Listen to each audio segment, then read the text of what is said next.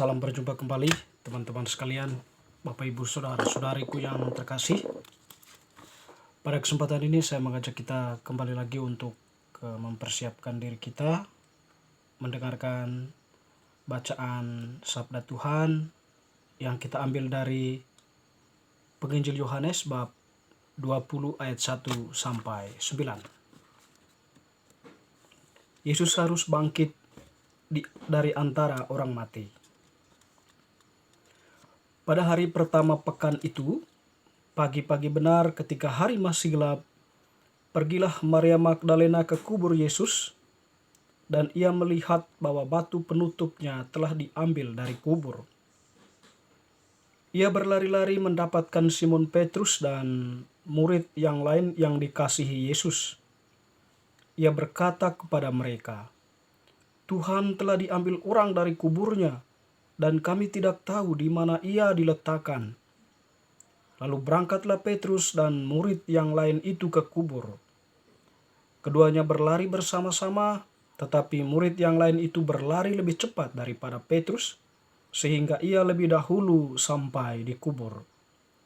Ia menjenguk ke dalam dan melihat kain kafan terletak di tanah, akan tetapi ia tidak masuk ke dalam. Kemudian tibalah juga Simon Petrus menyusul dia dan masuk ke dalam kubur itu. Ia melihat kain kafan terletak di tanah, sedangkan kain peluh yang tadinya ada di kepala Yesus tidak terletak dekat kain kafan itu, tetapi terlipat tersendiri di tempat yang lain. Sesudah itu masuklah juga murid yang lain yang lebih dahulu sampai ke kubur itu. Ia melihatnya dan percaya.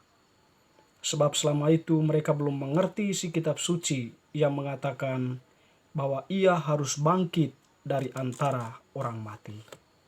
Amin. Demikianlah sabda Tuhan. Terpujilah Kristus. Teman-teman sekalian, saudara-saudariku yang terkasih, bacaan Injil yang kita dengarkan tadi merupakan bacaan untuk hari raya Paskah ya. Untuk hari raya Paskah ya, kebangkitan Tuhan. Iman kita Kristiani ya letaknya di sini ya, dalam peristiwa kebangkitan ini. Dengan demikian, ketika Yesus menderita dan wafat di salib, itu adalah sebuah perjalanan menuju kebangkitan. Dan iman kita tidak akan menunjukkan, artinya kalau Yesus hanya berhenti wafat di salib dan tidak mengalami kebangkitan, jadi sia-sialah iman kita. Tetapi dalam kebangkitan inilah iman kita itu memang sungguh-sungguh mempunyai sesuatu yang benar-benar kita imani, bahwa Yesus yang tadinya menderita dan wafat di salib, dia bangkit sebagai Tuhan dan Juru Selamat. Bagaimana tadi para murid dalam bacaan itu ya, atau Maria Magdalena menunjukkan hal ini. Ketika dia pergi ke kubur, sampai di kubur dia tidak melihat atau batu besar yang menjadi penutup kubur itu sudah terguling ya. Dan dia tidak melihat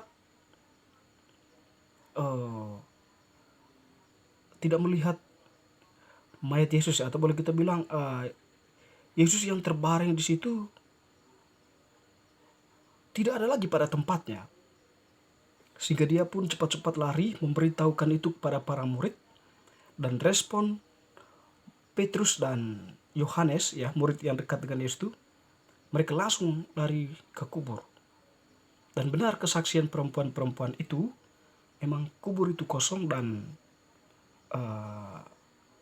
Yesus pun yang dibaring di situ juga tidak ada. Tapi yang menunjuk atau yang mereka lihat cuman kain kafan yang terletak di tanah dan kain peluh yang terlipat rapi, ya, gitu. Nah, di sini pun Yohanes yang memang sampai awal di kubur itu ya, karena dia lebih muda dari Petrus ya.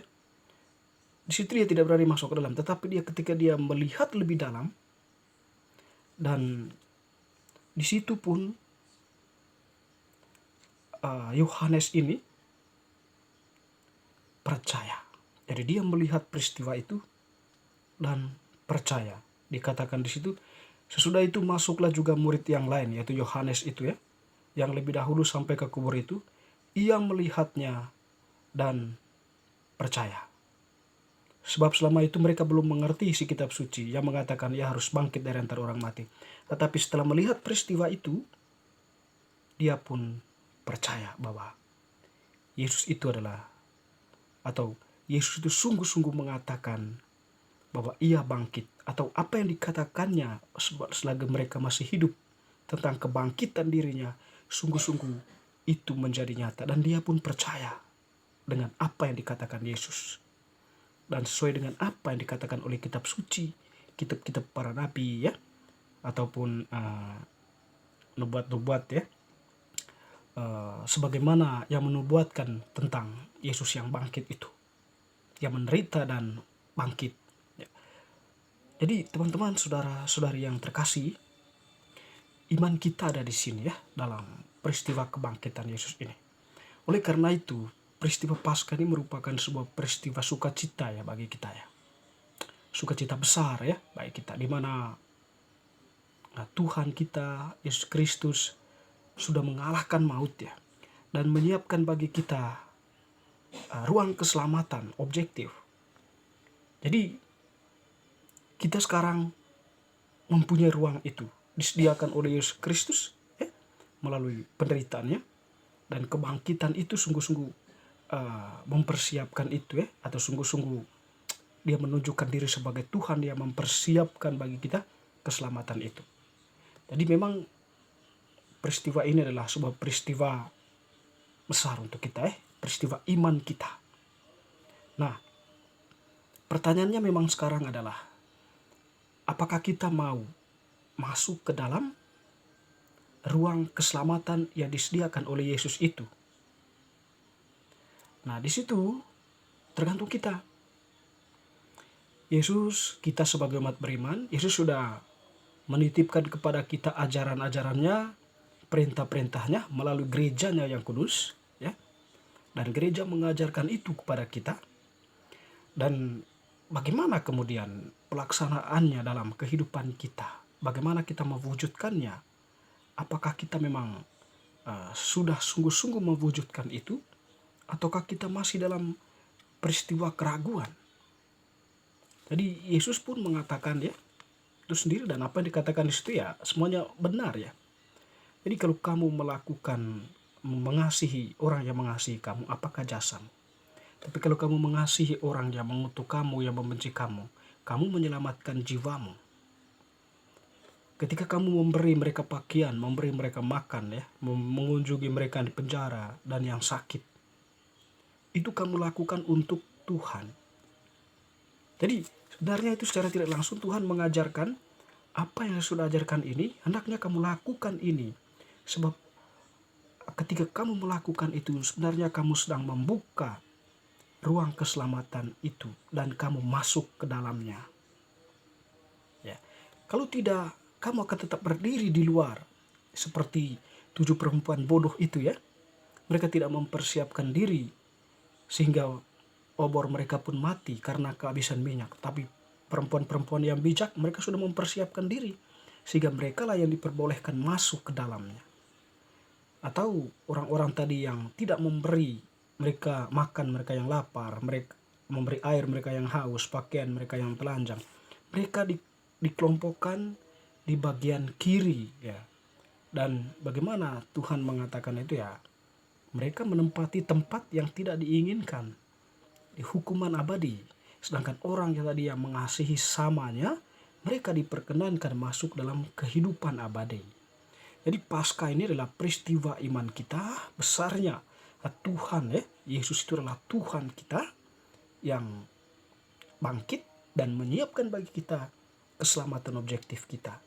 Nah, sekarang tugas kita adalah melaksanakan perintah Tuhan itu dalam kehidupan nyata agar kita boleh masuk ke dalam ruang keselamatan itu atau dalam kehidupan abadi, surga abadi yang kita harapkan. Teman-teman, saudara-saudari, semoga bacaan hari ini semakin meneguhkan iman kita. Amin.